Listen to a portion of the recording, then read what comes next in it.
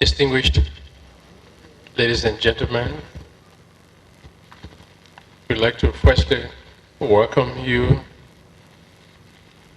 and recognize your commitment to this process of assisting people cope with trauma and the effects of prolonged conflict in post-conflict situations. We recognize that you've come a long way to assist the Liberian TRC grapple with the issues of reparations, the challenges associated with it, and how it can be used as a tool for healing and reconciliation. The Liberian process has come a long way. We have had extensive interactions with victims of all levels throughout the country. We've discussed with them issues of reparations.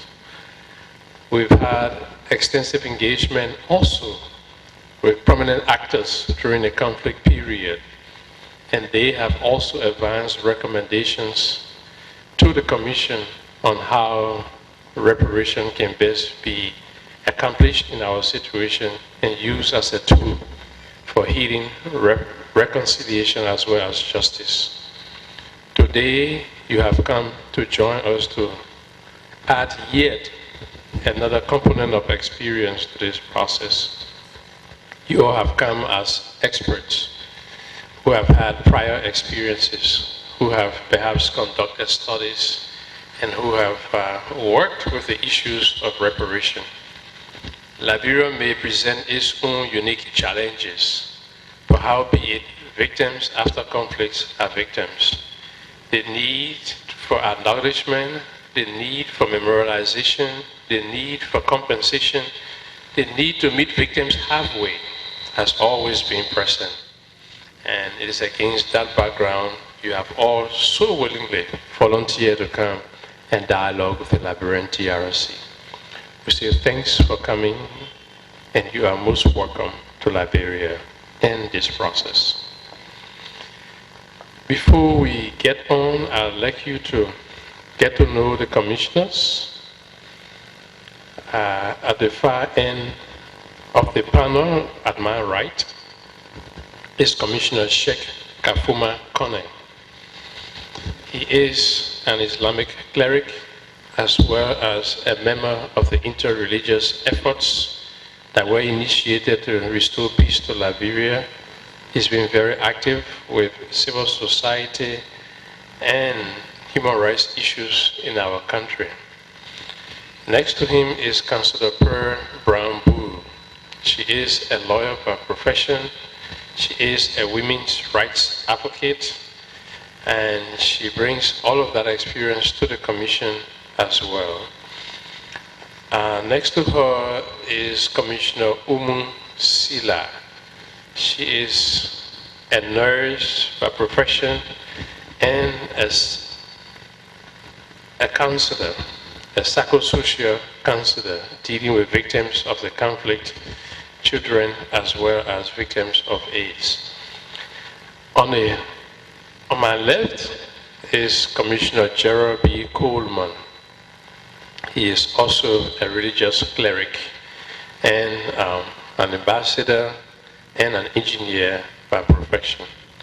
The Commission has other members who are not here yet, but what I should emphasize is that out of our extensive engagements, we've gotten to understand the field of victims in Liberia. We've gotten to understand the nature of victimhood. We've gotten to understand the need, the very pressing need for some form of reparation. And being involved with civil society, a lot of our members have had intensive work with civil society. We understand the need for building consensus and broad consultations on these subjects. That is why we are most delighted that you all, far removed from the situation, independent and above the biases that we as commissioners of Liberians may have come to share your input with us based upon your experience and what you think could be practical on our situation. With that, we say thanks, and you are most welcome. A format has been established that each speaker will say a little bit of himself or herself and make a presentation for 30 minutes. The commissioners will take note, and thereafter the full presentations will take an hour's break, and then we'll return and commissioners will have questions for the panel or for individual panelists. Thank you. You are most welcome. It is all yours. I'm Chirum Vredia, Chairman of the Commission. Where do we start? André Lapéry.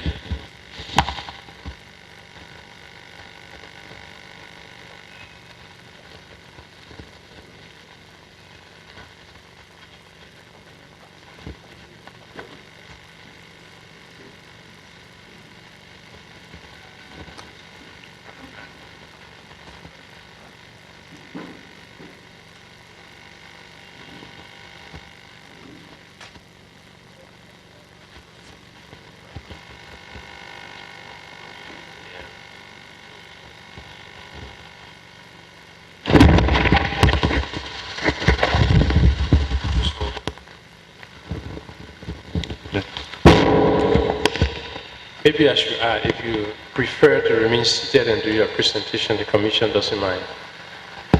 Well, thank you very much, Mr. Chairman. And also I can see the audience better from here, so I'll stand. Thank you.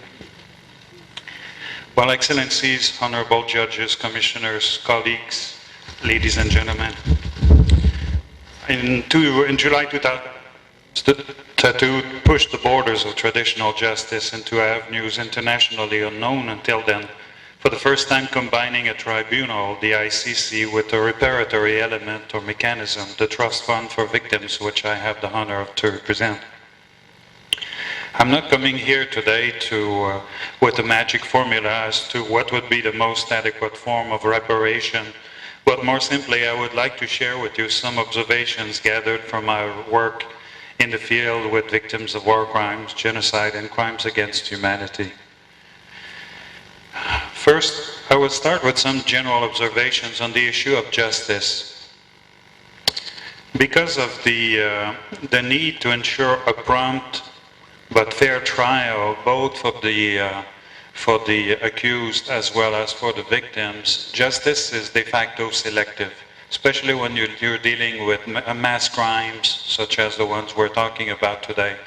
And at the same time, you want to have a trial in a reasonable period of time, you're bound to have to make a choice as to what you want to try and what you have to let go. Otherwise, it will just last too long and be unfair for everyone. Similarly, when you deal with mass crimes, you deal with thousands, if not hundreds of thousands of possible witnesses and victims. So it's physically impossible to involve all of them in the proceeds. So my first point is that justice, no matter which way we take it, is selective by nature. So the consequence of that is that there is a risk that reparation be also selective. So that's the first concern that I wanted to share with you. The second one has to do with the concept of reparations versus the victims. In many justice systems, especially those based on common law like in my country, the focus is almost exclusively on determining how much of a punishment the perpetrators should get against the crimes they committed. There's even a say, and very popular in my country, where they say once the perpetrators have done their time in jail and they're finally released, then they say they paid their debt towards the society. So that's very good for the society, but doesn't help the victims all that much. So in other words, my second point is that justice shall remain incomplete for as long as both the punishment of the perpetrator and the reparation for the victims have not been granted. Hence the concept of restorative justice. My third point has to do with the nature of the reparations. There is in many Western countries in particular a simplistic way to define reparation, to translate it in its most simple element, money. So the tendency in many courts that I've dealt with is just to make this simplistic equation. You lost an arm, so this is worth so much. You lost a leg, it's worth this much. You lost a finger, it's worth that much. As some kind of a reparations menu, so you just go through the list and then the reparation is done. Well, our experience with victims of mass crimes is not aligned with that. Of course, there are a number of factors that influence the perception and the aspirations of victims vis-à-vis reparations, and I will go through a few of those elements. But whether in Iraq or in Uganda or in other countries, there's at least two common points that we've observed that all the victims, the hundreds of thousands of victims that we've dealt with, mention every time. Others, they varied sometimes from place to place, but there are two that are consistently mentioned. The first one is the issue of accountability. All the victims that I've spoken to, and I would say without exception, told me that part of what they wish is that they wish that the person or persons who did harm to them acknowledge their wrongdoing and apologize. That is a non-negotiable issue. They want the acknowledgement of the wrongdoing to take place. Ideally, they would like the perpetrators themselves to come forward and acknowledge their wrongdoing, but the second best case scenario, if that doesn't happen, is for the tribunal to say, Mr. or Mrs. So-and-so, you did wrong to this person or these persons. The benefit of this, of course, is that it not only provides a general sense of justice in the sense that it underlines the wrong acts that have been done by the perpetrators, but at the same time, and that's the very important point for the victims, is that it helps to bring them to a sense of closure. Because if this is the perpetrator, then I'm the victim. So it helps me to feel a sense of relief from the guilt, the shame that maybe I felt since I was aggressed. And that's very important for the victims. The second thing that we hear around the world that I've heard from all the victims had to do with empowerment. Because first thing they tell you, we want those who did harm to us to say that they're sorry. And the second thing they tell you is that we'd like to have a normal life again. That's really what they aspire to. So, and this, as I will explain a little bit further, goes through a series of phases, but their ultimate aspiration is to go back to the life they had before. So return to farming, to having a family and the kids going to school and having some income generating activity. So therefore, they're talking about empowerment, to retake their place in their social environment, in the community, and become a full-fledged contributing citizen again. That's really their second aspiration. Now, beyond these two, I would say almost universal aspirations from victims, there are some specific components that vary a little bit in terms of dosage. Some components are more important in some situations and less in some others, or in some cultures and less in some others. But I will share with you some of them that we hear. I'm talking about components. I wrote package in my speech there, because we found that victims of mass crimes almost never suffer from only one thing.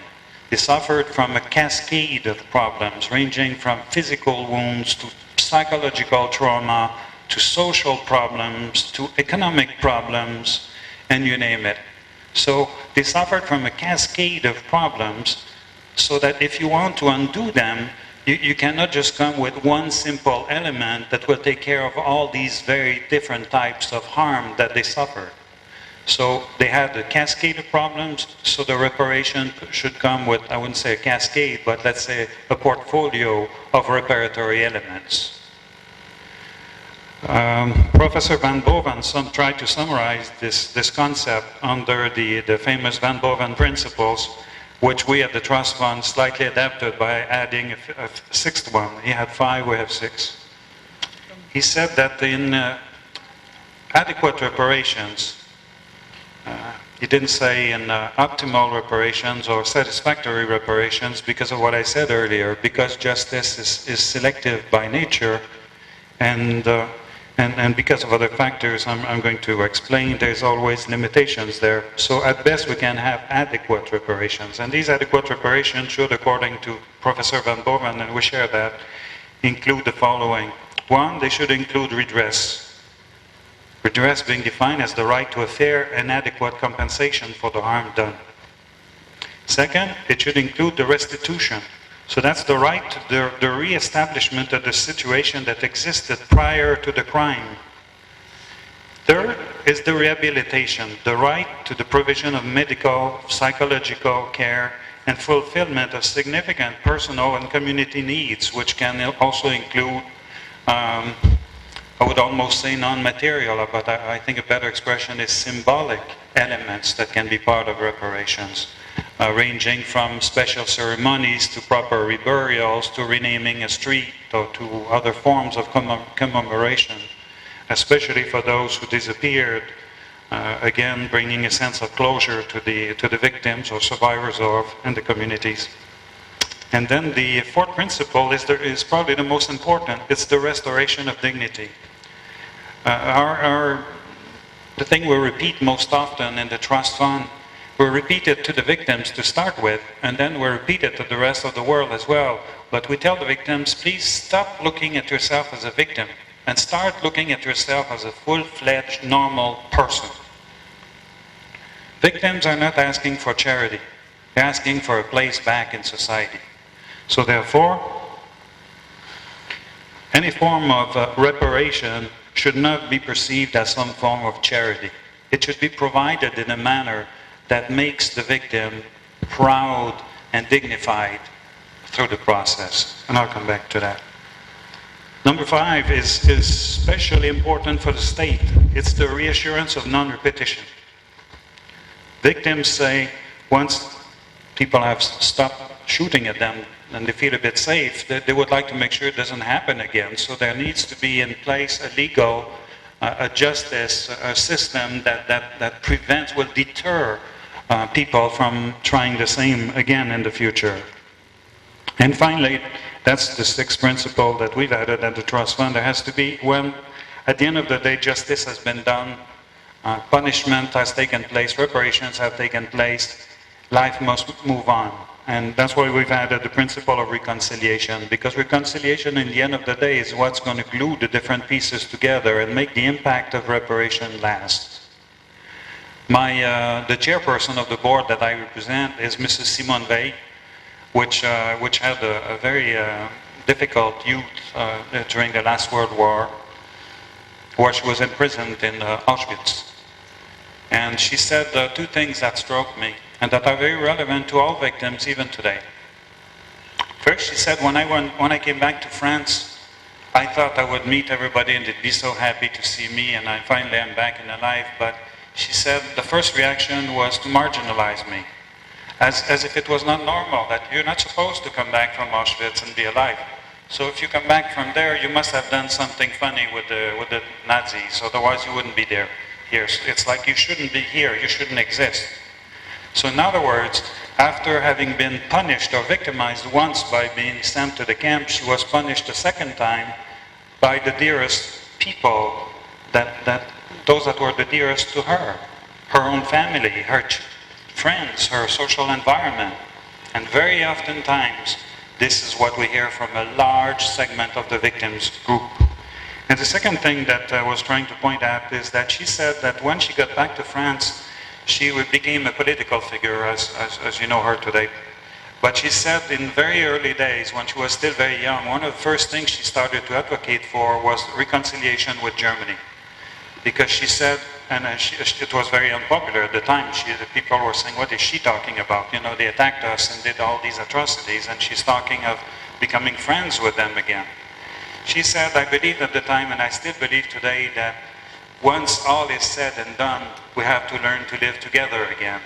And she said, I thought at the time, and I still think today, that this was the only way to prevent a third war with Germany or another war with Germany to happen again. So that's the reconciliation element. Now, I would like to go briefly through some of the factors that may influence the composition of the reparation package that may come out of the conclusions of the Commission.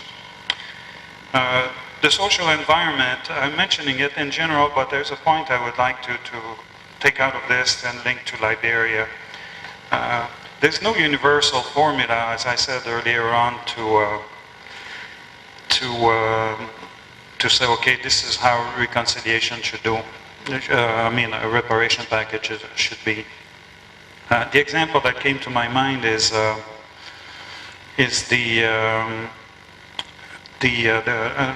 contrast. In Latin America, there's a place called Plaza de Mayo where women, mothers, and sisters of people who had disappeared during the times of the dictatorship came for years after that to protest every day with pictures of their loved ones that had disappeared, even though the government had changed and the dictators were gone and so on. But they kept on doing that for a long time until the new government at some point wanted to conclude and close this. So they offered some monetary compensation to these women so that, they would go home and leave the place. It turns out that these protesters, these women, they felt totally offended by this. They took it as if the government wanted to buy their silence. While at the same time, I'm thinking of another group that sued the German government for having forced Jewish people and others into the labor camps during the war. They wanted some compensation from the government. It took them 60 years to get it, so that's quite a long time. And in the end, because the numbers were so great that once all the money had been distributed, everybody ended up with a fairly symbolic amount. So I was asking to some of the people that were behind that long legal battle, was it really worth it, 60 years to get such a small amount? And they all said yes. They said even if we only had $1 at the end of this, it would be, it would still be worth it, because it's the official recognition from the German state that they did us wrong. So that's why this was symbolically very important, even though monetarily it wasn't all that much. I'm bringing that example just to emphasize the fact that there's no universal reparation formula. And oftentimes, last night we were talking about the Truth and Reconciliation Commission of South Africa and from some other countries as well. My conclusion on this is that there's no universal formula, and there's no Truth and Reconciliation Commission that is better than the other, or that you can just simply copy. Oh yeah, let's do the same as they did over there. I think you have to develop your own means and to do your own formula, because none can be totally carbon copied from one place to the other. You have to define one that really fits what your own victims want, and based on the factors I mentioned before. Still on the social environment, I made an allusion to that. 2 points are very important.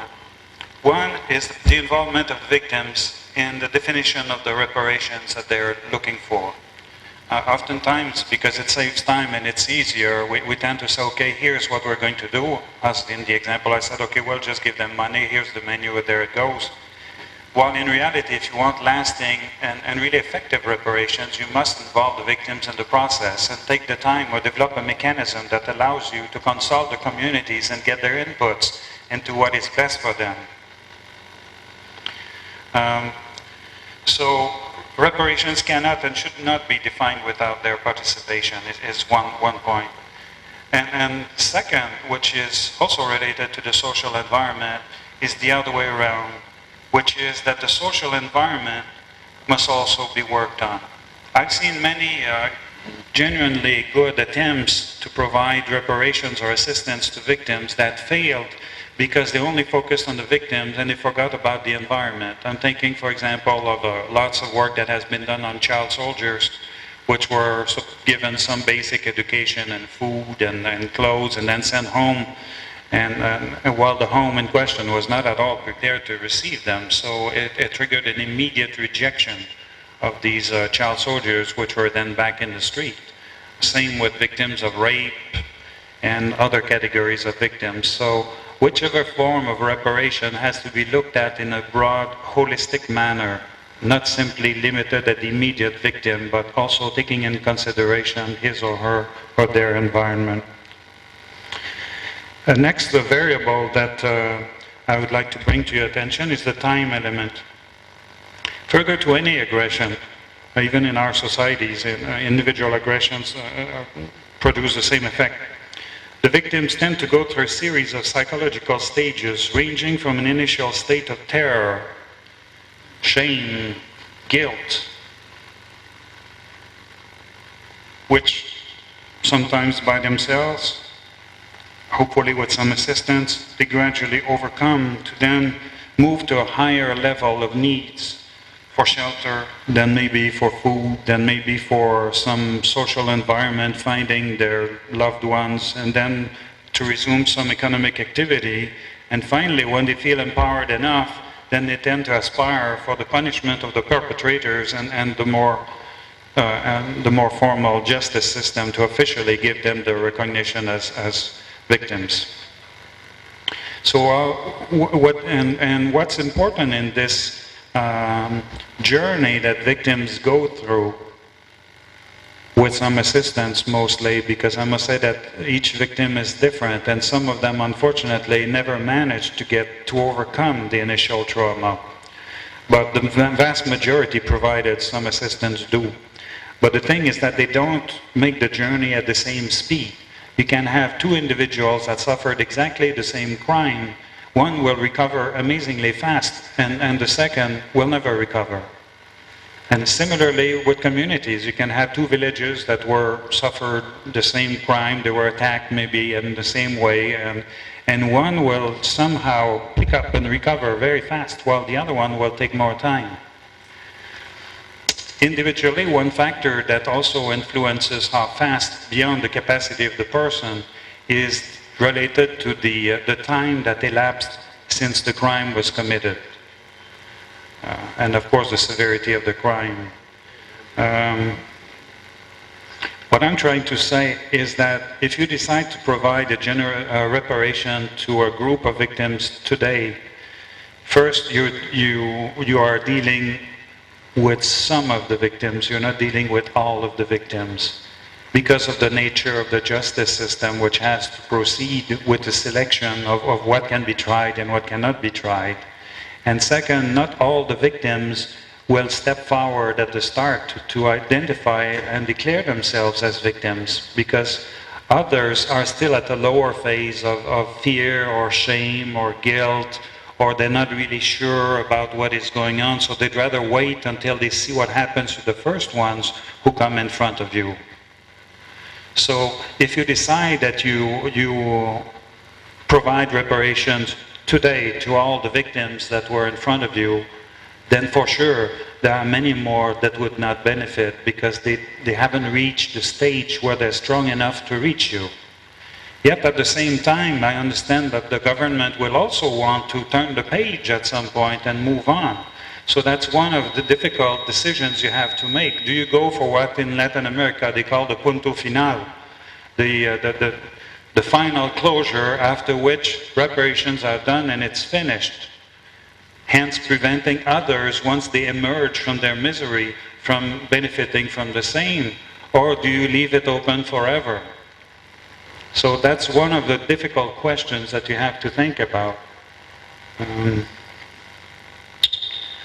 summarize, my conclusions are that, one, there's no universal or unique formula to determine what constitutes an adequate reparation.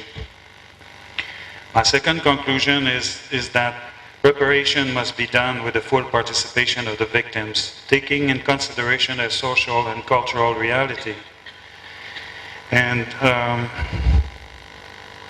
I would also add to that a broad approach to reparations may also partially compensate for the narrow nature of the trials, knowing or acknowledging the fact that the number of real victims are way more than those that appear in front of you. My third conclusion is that reparations, especially insofar as rehabilitation is concerned, must reach out beyond the victims themselves, right into their social systems, purposely compromised by the aggressors. Finally, my last conclusion is that we must collectively advocate for the victims to be heard, in order for the legal systems to be physically in place, not just on paper, but given real powers, and for the courts to be given the humility they need to listen to the victims' needs. This cannot be done without a true leadership from the state and from the acknowledgement of its responsibility for the past, but especially its responsibility to ensure that such events never happen again. Thank you very much.